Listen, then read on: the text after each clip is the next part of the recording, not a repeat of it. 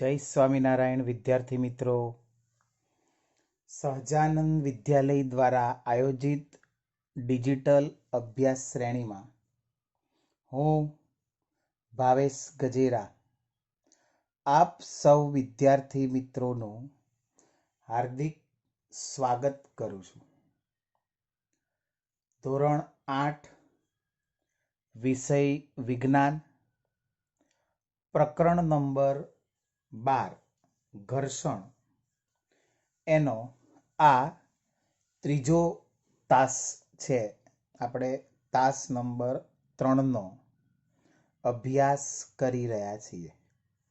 બરાબર? તો હવે આ ત્રીજા તાસની અંદર આપણે જે ચર્ચા કરવાની છે, પહેલાં એની વાત કરીએ. તો સૌથી પહેલાં તો આપણે અગાઉના લેક્ચરની અંદર અભ્યાસ કર્યો. અગાઉના લેક્ચરની અંદર આપણે અભ્યાસ કર્યો કે બે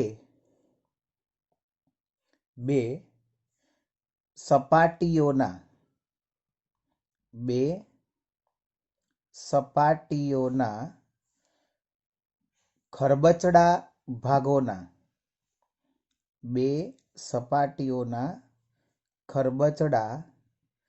ભાગોના જોડાણ થવાથી, આ ખરબચડા ભાગોના જોડાણને આપણે શું કહીશું, શું નામ આપીશું? તો કે એનું આપણે નામ આપીશું ઇન્ટરલોકિંગ. એનું નામ આપણે શું આપીશું? ઇન્ટરલોકિંગ. બરાબર? તો એ ઇન્ટરલોકિંગને કારણે ખરબચડા ભાગોનું જોડાણ,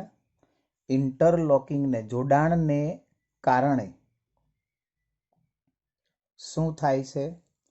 તો કે એ બે સપાટીઓ વચ્ચે ઘર્ષણ લાગે છે.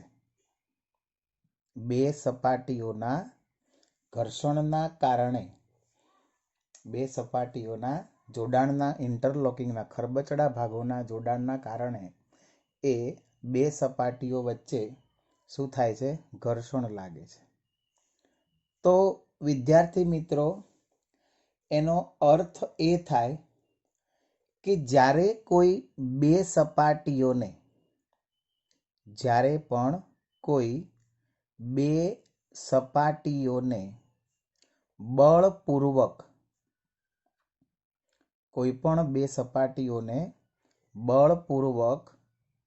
દબાવવામાં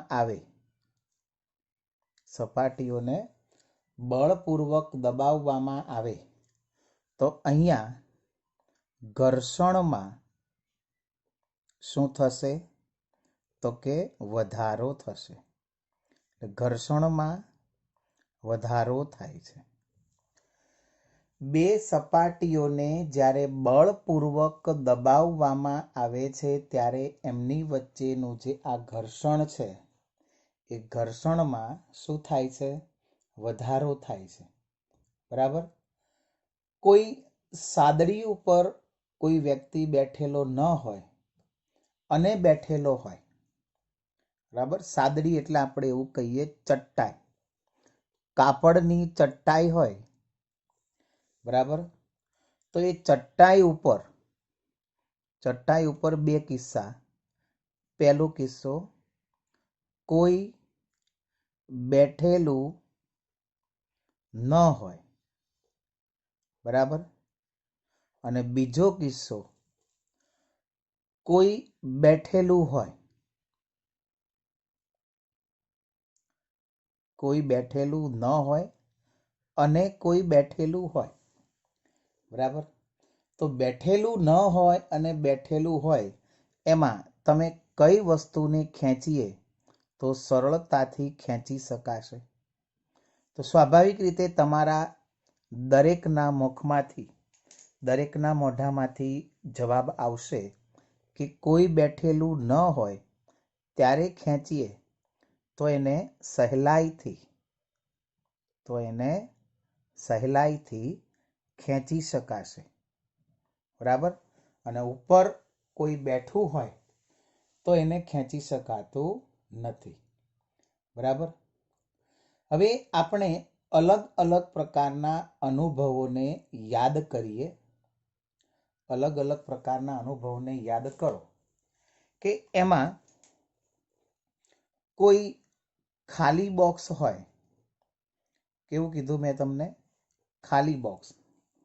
એક ખાલી બોક્સને તમે જમીન ઉપર સપાટી ઉપર ખસેડો અને ભરેલા બોક્સને સપાટી ઉપર ખસેડો, એટલે કે સ્થિર સ્થિતિમાંથી ગતિમાં લાવવાનો પ્રયત્ન કરીએ. કોને કીધું મેં તમને? ખાલી બોક્સને. જ્યારે કોઈ ખાલી બોક્સને અથવા અને ભરેલા બોક્સને, ખાલી બોક્સને અથવા ભરેલા બોક્સને ગતિમાં લાવવાનો પ્રયત્ન કરીએ તો સ્વાભાવિક રીતે જ ભરેલા બોક્સને ગતિમાં લાવવા માટે વધુ બળ લગાવવું પડે છે. ભરેલા બોક્સને ગતિમાં લાવવા માટે વધુ બળ લગાવવું પડે છે. ખાલી બોક્સને ગતિમાં લાવવા માટે ભરેલા બોક્સની સાપેક્ષમાં ઓછું બળ લગાવવું પડે છે. બરાબર. ભરેલા બોક્સને ગતિમાં લાવવા માટે વધુ બળ લગાવવું પડે, ખાલી બોક્સને ગતિમાં લાવવા માટે ઓછું બળ લગાવવું પડે. તો એ જે બળ જે આપણે લગાડીએ છીએ એ બળ લગાવવું પડતું બળનું મૂલ્ય, લગાવવા પડતા આ બળનું મૂલ્ય એ જ ઘર્ષણનું માપ દર્શાવે છે. આ બળનું મૂલ્ય એ જ ઘર્ષણનું, આ બળનું મૂલ્ય એ જ ઘર્ષણનું માપ દર્શાવે છે. બરાબર. ઘર્ષણનું મૂલ્ય એ જ બળનું માપ દર્શાવે છે. એટલે અહીંયા આપણે બળના જુદા જુદા પ્રકારોની વાત કરીએ તો બળના જુદા જુદા પ્રકારોની વાતની અંદર અહીંયા પહેલું એક આવશે, પછી બીજા પ્રકારો આપણે પાછળ બીજા પ્રકારોની ચર્ચા કરીશું. પહેલો એ જ આવશે કે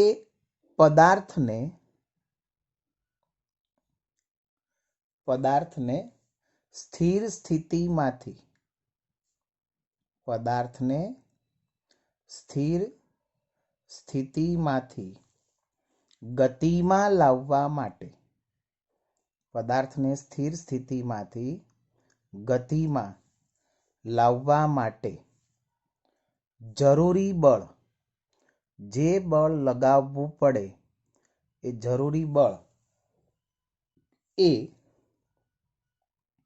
શું છે? તો કે સ્થિત ઘર્ષણ બળનું, સ્થિત ઘર્ષણ બળનું માપ દર્શાવે છે.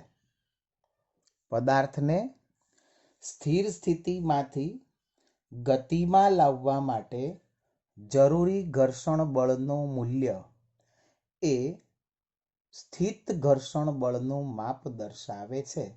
એટલે અહીંયા આ એક ઘર્ષણનો પ્રકાર સ્થિત ઘર્ષણ. આ કયો પ્રકાર કીધો? સ્થિત ઘર્ષણ. તો સ્થિત ઘર્ષણની વ્યાખ્યા આવી થાય કે સ્થિર સ્થિતિમાં રહેલા પદાર્થને ગતિમાં લાવવા માટે, સ્થિર સ્થિતિમાં રહેલા પદાર્થને ગતિમાં લાવવા માટે આપવું પડતું બળ એ ઘર્ષણ બળનું, સ્થિત ઘર્ષણ બળનું મૂલ્ય છે. બરાબર. અને એનાથી ઊંધું કે અચળ ઝડપથી કોઈ પણ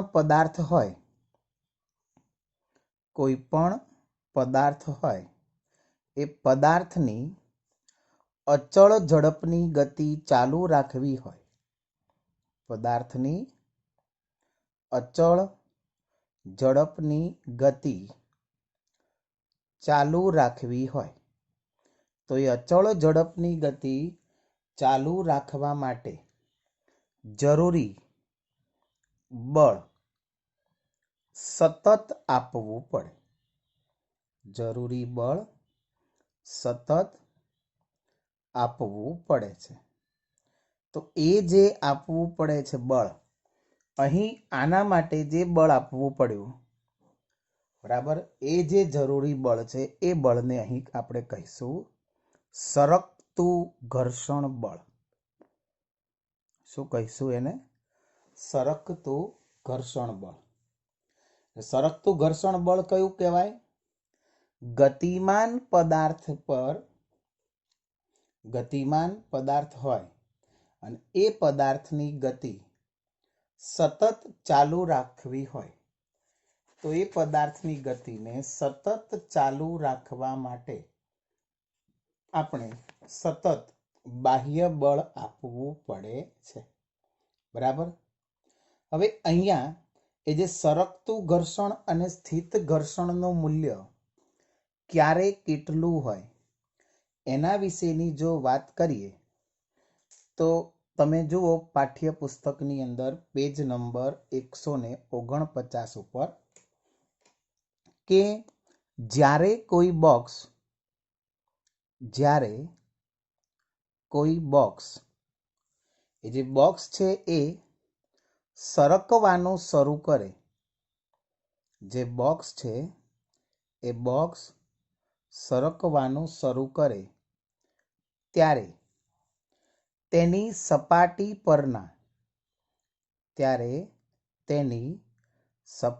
પરના જે સંપર્ક બિંદુઓ છે, સપાટી ઉપરના જે સંપર્ક બિંદુઓ છે એ સંપર્ક બિંદુઓ બીજી સપાટીના સંપર્ક બિંદુઓમાં, બીજી સપાટીના સંપર્ક બિંદુઓમાં શું કરે છે? તો કે ઘૂસી જવા માટે પૂરતો સમય મળતો નથી. ઘૂસી જવા માટે એને પૂરતો સમય મળતો નથી. બરાબર. કોઈ બોક્સ જ્યારે સપાટી ઉપર સરકવાનું શરૂ કરે છે ત્યારે એની સપાટીના સંપર્ક બિંદુ ભોંયતળિયાની સપાટીના સંપર્ક બિંદુ સાથે ઘૂસી જવા માટે પૂરતો સમય મળતો નથી. એટલે સરકતું ઘર્ષણ. હવે અહીંયા બોક્સ સરકવાનું શરૂ કરે, બોક્સ સરકવાનું શરૂ કરે મતલબ ગતિ કરે, અને ગતિ કરે મતલબ કે બળનું મૂલ્ય કયું? સરકતું ઘર્ષણ. એટલે સરકતું ઘર્ષણ એ સ્થિત ઘર્ષણ કરતા કેવું હોય? ઓછું હોય. આથી કહી શકાય કે સરકતા ઘર્ષણનું મૂલ્ય સ્થિત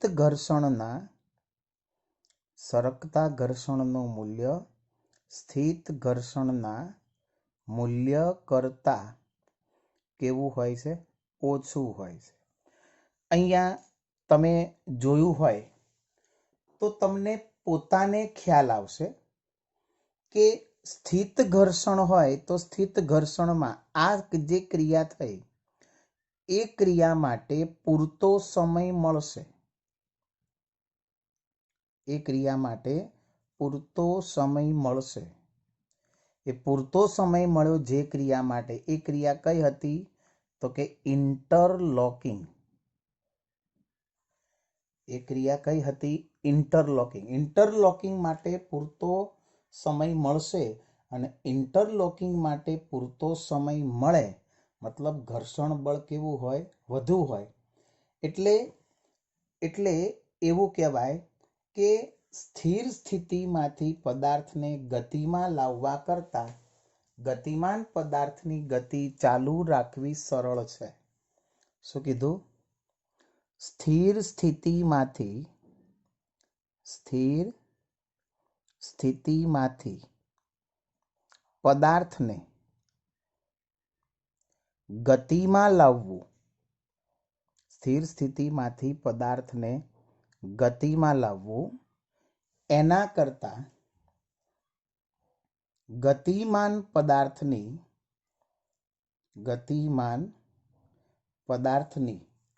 ગતિ ચાલુ રાખવી, ગતિમાન પદાર્થની ગતિ ચાલુ રાખવી સરળ છે, સહેલાઈથી કરી શકાય છે.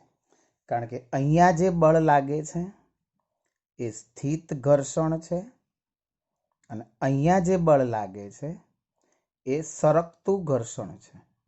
અને સરકતા ઘર્ષણનું મૂલ્ય કેવું હોય તો કે ઓછું હોય છે.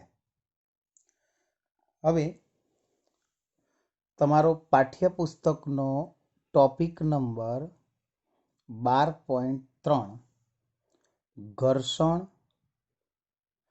એક જરૂરી દૂષણ. ઘર્ષણ એક જરૂરી દૂષણ. દૂષણ એટલા માટે કહીએ છીએ કે ઘર્ષણથી ઉર્જાનો વ્યય થાય છે એટલે આપણે એને કહીએ છીએ દૂષણ. પણ જરૂરી છે, પણ કેવું છે? જરૂરી છે. બરાબર. હવે એના માટે કેટલીક ઘટનાઓને તમે યાદ કરો કે કાચનો ગ્લાસ, એક આપણે વાત કરીએ કાચનો ગ્લાસ. બરાબર. હવે એક કાચના ગ્લાસને તમે પકડી રાખો, એક આ વાત કરો. બરાબર. બીજો પ્રયત્ન આ કરો, કાચના ગ્લાસની બહારની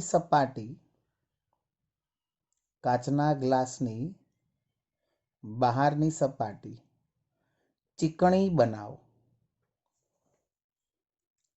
સ્વાભાવિક રીતે અહીંયા આ જે છે એને પકડી રાખવું, અહીં આ જે છે એને પકડી રાખવું સરળ બનશે. પણ આ જે છે બહારની સપાટી ચીકણી બનાવીને એને પકડી રાખવું સરળ નહીં બને. બરાબર. કાચના ગ્લાસને પકડી રાખીએ છીએ તો એ પકડી રાખવા માટે આપણે જોઈએ છીએ કે એમનેમ નોર્મલ પકડ્યું તો સહેલાઈથી પકડી શકાય, પણ એ જ વસ્તુ ઉપર તમે તેલ કે એવું કંઈક લગાડી દો તો પછી એ કાચના ગ્લાસને પકડી રાખવું શક્ય બનશે નહીં. બરાબર. હવે એવી બીજી કેટલીક અન્ય ઘટનાઓની વાત કરો. ભીના કાદવવાળા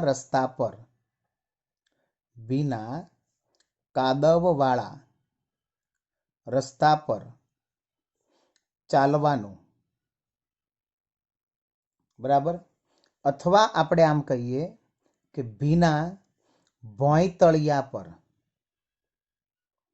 આરસનો ભોંયતળિયું હોય અને એના ઉપર પાછું સાબુનું પોતું માર્યું હોય તો એ ભોંયતળિયા ઉપર ચાલવાનું હકીકતમાં કેવું બનશે? મુશ્કેલ બનશે, નહીં ચાલી શકાય. બરાબર.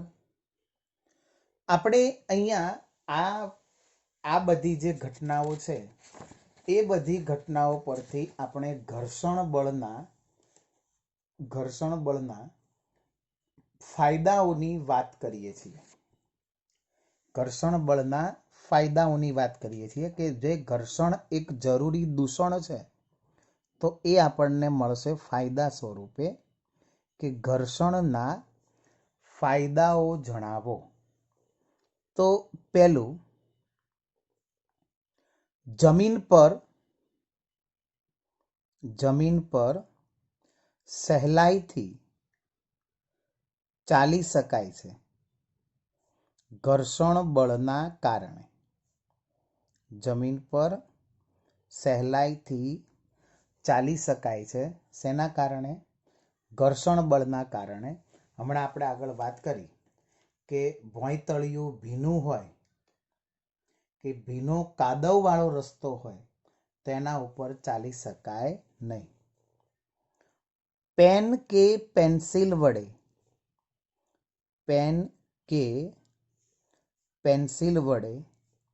સહેલાઈથી કાગળ પર સહેલાઈથી કાગળ ઉપર લખી શકાય છે. એ જ કાગળમાં જો હું એવું કહું કે તેલવાળો કાગળ હોય તો તેલવાળા કાગળ વડે લખી શકાશે નહીં. બરાબર? શિક્ષક બ્લેકબોર્ડ ઉપર ચોકથી લખે છે ત્યારે ચોકની રફ સપાટી જે હશે એ ચોકની રફ સપાટી વડે સહેલાઈથી લખી શકાય છે. એટલે બ્લેકબોર્ડ વડે લખી શકાય છે. બરાબર? વાહનના પૈડા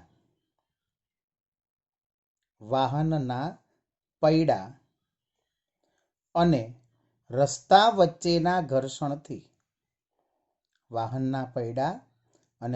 વચ્ચેના ઘર્ષણથી વાહન સરળતાથી ચાલી શકે છે. વાહનના પૈડા અને રસ્તા વચ્ચેના ઘર્ષણથી વાહન સરળતાથી ચાલી શકે છે. અને એ માટે જો તમને યાદ હોય તો વાહનના પૈડા જે છે એની બહારની સપાટી જે રસ્તા સાથે સંપર્કમાં હોય એ બહારની સપાટી કેવી રાખવામાં આવે છે? તો કે ખરબચડી રાખવામાં આવે છે. વાહનની એ બાહ્ય સપાટી કેવી રાખવામાં આવે છે? ખરબચડી રાખવામાં આવે છે. બરાબર? ઊભું રાખવું હોય તો બ્રેક મારીએ છીએ તો ત્યારે પણ વાહનની ગતિનું નિયંત્રણ કરવા માટે પણ ઘર્ષણ જ જરૂરી છે. બરાબર? એટલે એવું કહેવાય કે વાહનના પૈડા અને બ્રેક વચ્ચેના ઘર્ષણથી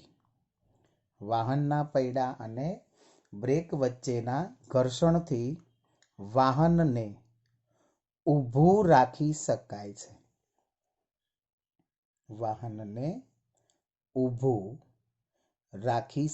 છે. બરાબર? દિવાલને ખિલ્લીમાં ઠોકી શકાય છે. દિવાલની અંદર ખિલ્લી ઠોકી શકાય એ ઘર્ષણના કારણે. દિવાલમાં ખિલ્લીને ઠોકી શકાય છે. બરાબર? ઘર્ષણ ન હોય તો લીસું થઈ જાય, એને ઠોકી શકાતું નથી. બરાબર? ઘર્ષણથી જ દિવાસળી સળગી શકે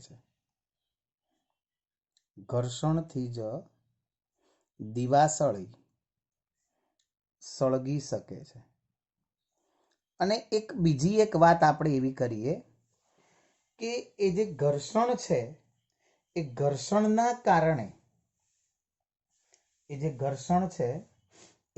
ઘર્ષણના કારણે જ કદાચ આપણે એવું કહીએ કે એ ઘર્ષણના કારણે આપણે બચી રહીએ છીએ કે આકાશમાંથી આવતી ઉલ્કા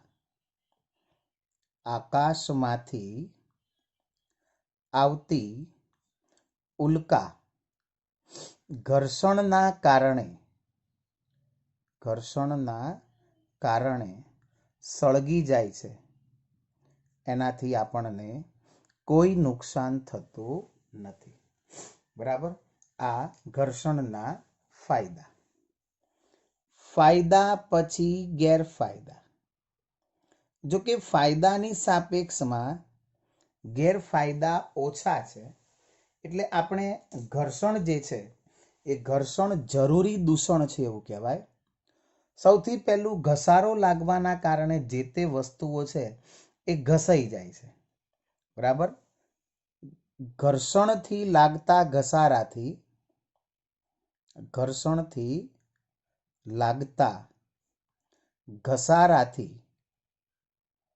વસ્તુ જે છે એ વસ્તુ ઘસાઈ જાય છે. ઘર્ષણથી લાગતા ઘસારાથી વસ્તુ ઘસાઈ જાય છે.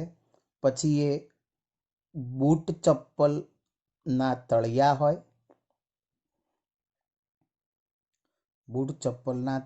હોય, વાહનોના ટાયર હોય, બૂટ ચપ્પલના તળિયા હોય, વાહનના ટાયર હોય, સ્ક્રૂ હોય, કોઈ પગથિયા હોય, આવું ઘણું બધું આપણે જોયું છે. એ ઘર્ષણના કારણે શું થાય છે તો કે ઘસાઈ જાય છે. બરાબર.